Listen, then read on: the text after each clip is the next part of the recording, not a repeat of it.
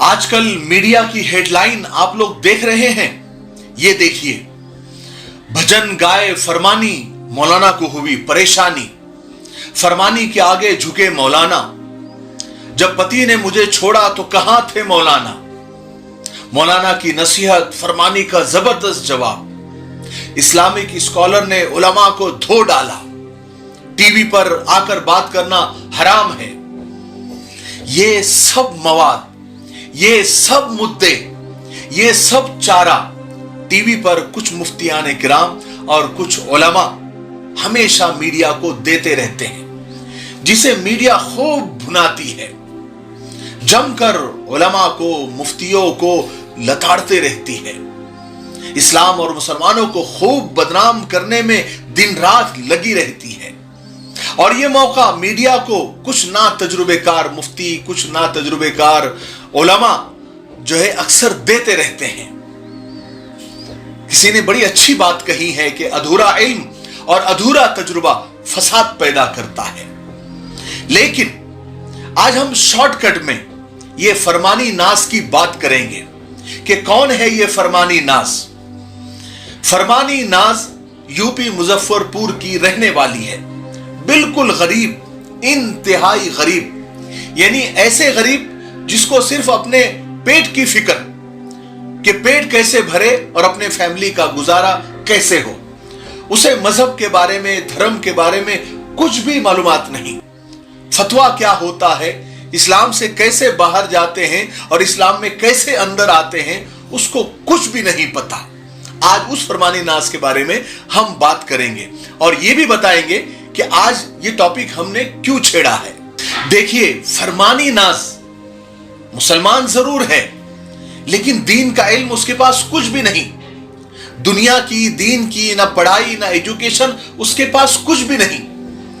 आप समझ सकते हैं इसकी हालत, यानी इस जैसे लोगों की भी हालत कि ट्रेनों में, बसों में और रेलवे स्टेशन पर, बस अड्डों पर गा गा कर पेट पालने वालों की क्या हालत होती है। उनके कपड़ों से आप अंदाजा लगा सकते हैं, उनके सामान से आप अंदाजा लगा सकते हैं, उनके गोद में जो बच्चे होते हैं उनकी हालत देखकर आप अंदाजा लगा सकते हैं। यानी फरमानी नाज की हालत इस लाइन से आप समझ लीजिए कि वो राम का प्रसाद भी खाता है, वो रहीम की खीर भी खाता है, वो भूखा है साहब, उसे मजहब कहां समझ में आता है। बहरहाल हम आते हैं फरमानी नाज की कहानी की तरफ। फरमानी नाज की शादी मेरठ के एक नौजवान, शायद उसका नाम इमरान है, उसके साथ हुई। यह शादी 1 साल भी नहीं चल पाई, लेकिन एक बेटा पैदा हो गया। लेकिन कहते हैं ना कि जब परेशानियां आती है तो छप्पर फाड़ कर नहीं, आसमान फाड़ कर आती है। एक तो पहले ही शादीशुदा जिंदगी चल नहीं पाई और एक बेटा हुआ तो एक बड़ी बीमारी लेकर वो पैदा हुआ। उस यानी फरमानी नाज के बेटे की जो खाने की और सांस की नली में कुछ प्रॉब्लम था कि वो मां का दूध नहीं पी सकता था। ऑपरेशन के लिए डॉक्टर्स ने उसे लाखों रुपए का खर्चा बताया, जो फरमानी नाज के पास नहीं था।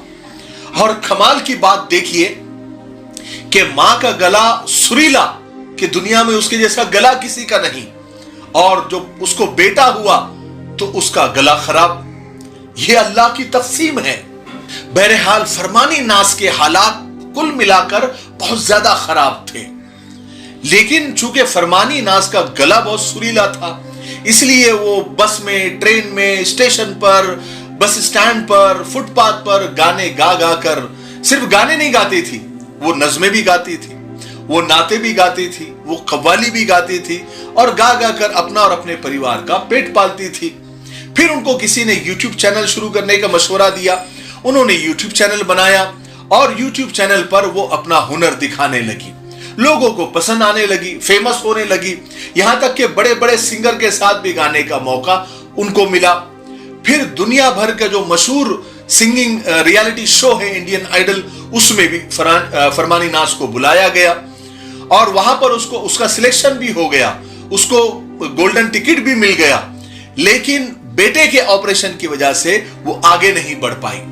बहरहाल ये मुख्तसर सा तारुफ था फरमानी नाज का, जो मैंने आपको बता दिया था और जो जरूरी भी था। लेकिन अब आते हैं अपने असली मुद्दे की तरफ। इसी फरमानी नाज ने यानी हाल ही में एक भजन गाया, कोई शिव शिव शंभो शंभो ऐसा कुछ भजन है, तो किसी मुफ्ती साहब ने आकर झट से उस पर फतवा लगा दिया, हराम है, इस्लाम से खारिज है, काफिर है, वगैरह वगैरह।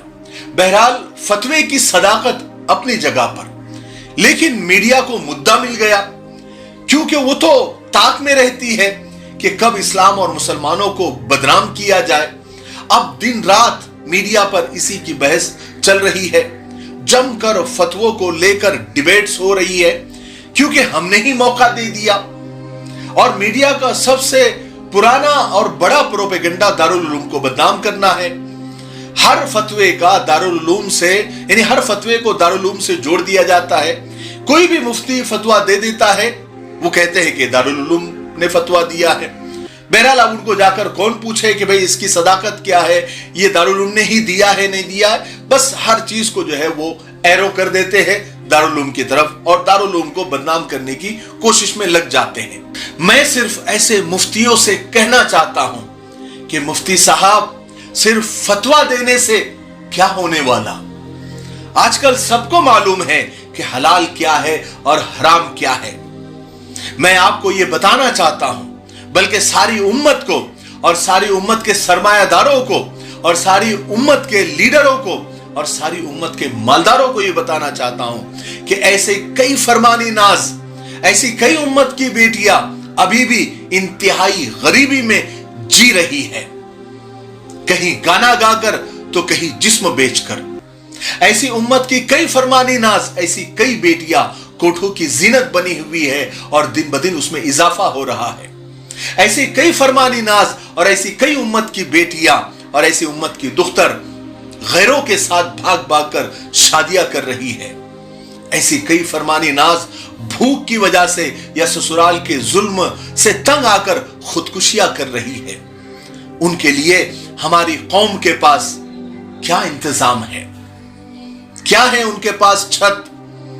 ऐसा कोई सेंटर है कि जहां पर ऐसी सताई हुई बेटियां और ऐसी सताई हुई औरतें आ जाए और उनको शरण मिल जाए, उनको पनाह मिल जाए और आगे उनके मुस्तकबिल के लिए सोचा जाए? गुजरात में आपको पता है एक आयशा नामी जो लड़की थी, जिसने उसके शौहर और ससुराल से तंग आकर वीडियो बनाकर सरेआम खुदकुशी कर दी थी। इस पर भी फरमानी नाज ने एक वीडियो बनाया था और कहा था कि मेरी खुद की हालत आयशा की तरह हो गई थी, मेरा कोई साथ नहीं दे रहा था, भूख की शिद्दत, बेटी की बीमारी से और मेरी अपनी परेशानी से मैं जिंदगी से तंग आ गई थी, लेकिन मैंने खुदकुशी करने के बजाय जिंदगी से लड़ने का फैसला किया। तो ऐसी सताई हुई बेटियां और ऐसी सताई हुई औरतों का, उम्मत की बेटियों का क्या इंतजाम आपने किया है? आपने फतवा दे दिया कि ये काफिर, वो इस्लाम से खारिज, ये हराम, ये हलाल। इससे क्या होने वाला है? इससे ऐसी बेटियों को और ऐसी औरतों को कोई फायदा होने वाला है? हमको तो मस्जिद, मदरसे और कब्रिस्तानों की दीवारों से ही फुर्सत नहीं है। गैरों की इधर देखो, दूसरी कौमों के पास देखो, बड़े बड़े आश्रम बने हुए हैं कि जहां भी ऐसी औरतें हैं जो अपने ससुराल से तंग है, शौहरों से तंग है, या फिर दुनिया से तंग है, भूख से परेशान है, या कोई और बीमारी से परेशान है, तो उनके लिए बड़े बड़े आश्रम, बड़े बड़े हॉस्पिटल बनाए गए हैं जहां पर जाकर वो आसरा ले लेती है। लेकिन हम मस्जिद से, मदरसे से और कब्रिस्तान की दीवारों से बाहर ही नहीं निकलते। लाखों रुपए का चंदा, करोड़ों का चंदा मस्जिदों में आता है, हमारे तंजीमों के पास आता है, लेकिन मस्जिदों में तो बजाय फर्शी के मार्बल लगा दिए जाते हैं, बड़े बड़े लाखों के झूमर लगा दिए जाते हैं, यहां तक कि तारत खाना और बैतुल खला के अंदर 2-2 हजार रुपए के नल लगा दिए जाते हैं। उसी को सजाया जा रहा, उसी को सजाया जा रहा है। पहले जमाने में मस्जिद का मतलब यह होता था कि उससे पूरे महल्ले को फायदा होता था, वहां बेवाओं को राशन भी मिलता था, परेशान हालों की मदद भी की जाती थी। उस महल्ले के सारे मसले, चाहे वहां पर मुसलमान रहते हो या गैर मुसलमान रहते हो या किसी भी मजहब के लोग रहते हो, उस महल्ले की मस्जिद के इहाते में जितने भी घर आते हैं, उनकी परेशानी मस्जिद की परेशानी थी, मस्जिद वालों की परेशानी थी। अल्लाह का घर उसे कहा जाता था एक तरह से, और वाकई में वो अल्लाह का घर था। ऐसे ताला नहीं लगा दिया जाता था, बल्कि वो अल्लाह का घर 24 घंटे खुला रहता था। हर परेशान हाल की जो भी परेशानी है वहां पर उसकी दादरसी की जाती थी, उसकी मदद की जाती थी। फरमानी नाज ने मेन स्ट्रीम मीडिया यानी टीवी पर बैठकर मुफ्ती साहब को जवाब दिया कि मेरे पति, मेरे हस्बैंड, मेरे शौहर ने जब मुझे छोड़ दिया था बेयारो मददगार, मेरे ससुराल वालों ने मुझे तंग किया था, मेरे बच्चे के ऑपरेशन के लिए पैसे नहीं थे, खाने के लिए पैसे नहीं थे, तब आप कहां थे? ये फतवा देने वाले कहां थे? बात तो सही है, बात तो सही की, हालांकि दिल पे लगी, कड़वी लगी, आपको भी लगेंगी, लेकिन हमें क्या करें? हमें सिर्फ फतवा देने आते हैं, सहारा देना नहीं आता, दिलासा देने नहीं आता, सर पर हाथ रखना नहीं आता, ऐसी बेटियों का, ऐसी बहुओं का और ऐसी बेवाओं का इंतजाम करना नहीं आता, ऐसी मुतल्लकाओं का इंतजाम करना नहीं आता। खैर छोड़िए सब बातें, बोलने को बहुत सारी बातें हैं, लेकिन मैं आखिर में बड़े इन्हीं दर्द के साथ हाथ जोड़कर उम्मत के मालदारों से, सरमायादारों से और लीडरों से यह कहना चाहता हूं कि उम्मत की सताई हुई बेटियों का कोई इंतजाम करें। हर धर्म वालों ने अपने धर्म की सताई हुई मुतल्लका, बेवा और परेशान बेटियों के लिए बड़े बड़े आश्रम बनाए, बड़े बड़े हॉस्पिटल बनाए, बड़े बड़े स्कूल और कॉलेज बनाए हैं। और एक हम है कि कब्रिस्तान, मदरसा, मस्जिद और उसकी दीवारों से बाहर ही नहीं निकलते। इस बात को जरा सोचें। वीडियो काफी लंबा हो जाएगा, इसलिए मैं यहीं पर खत्म करता हूं। बस आपको एक सोच देकर मैं अपनी बात को खत्म करता हूं। मुझे उम्मीद है कि आपको आज की बात समझ आ गई होगी और आपको कुछ सीखने को मिला होगा और आप मोटिवेट हुए होंगे। तो ऐसे फतवा देने से पहले जरा अपने आसपास, अपने मोहल्ले में, अपने गांव, अपने शहर में ऐसी कितनी बेटियां भटक रही है, राह से हट गई है, गुमराह हो गई है, पहले उनका इंतजाम करें, पहले उनका इंतजाम करें, उनको सहारा दें, उनके सर पर हाथ रखें, उसके बाद फिर आगे बात करें। ठीक है? माशाअल्लाह आप यहां तक पहुंच गए, इसका मतलब आपने पूरा वीडियो देखा है। तो ये लब्बैक इत्र आपने खरीदा है? अगर नहीं खरीदा है तो ये नंबर आ रहा है, ये नंबर पर कांटेक्ट करें, व्हाट्सएप करें, मैसेज करें, कॉल करें और ये इत्र आप जरूर खरीदें। इंशाअल्लाह आपको पसंद आएगा और आप ये खुद भी रखेंगे और लोगों को हदिया भी देंगे, ये हमारी गारंटी है इंशाअल्लाह। और हमारी वेबसाइट है जो स्क्रीन पर आ रही है www.miftahiperfumes.com, इस पर भी आप विजिट करें। ठीक है? तब तक मेरे लिए, पूरी उम्मत के लिए, पूरी इंसानियत, पूरी मानवता के लिए और हमारे प्यारे मुल्क भारत के लिए और यहाँ की अमन शांति, तरक्की, उन्नति के लिए खूब दुआएं करते रहे। अस्सलाम वालेकुम व रहमतुल्लाहि व बरकातुहू।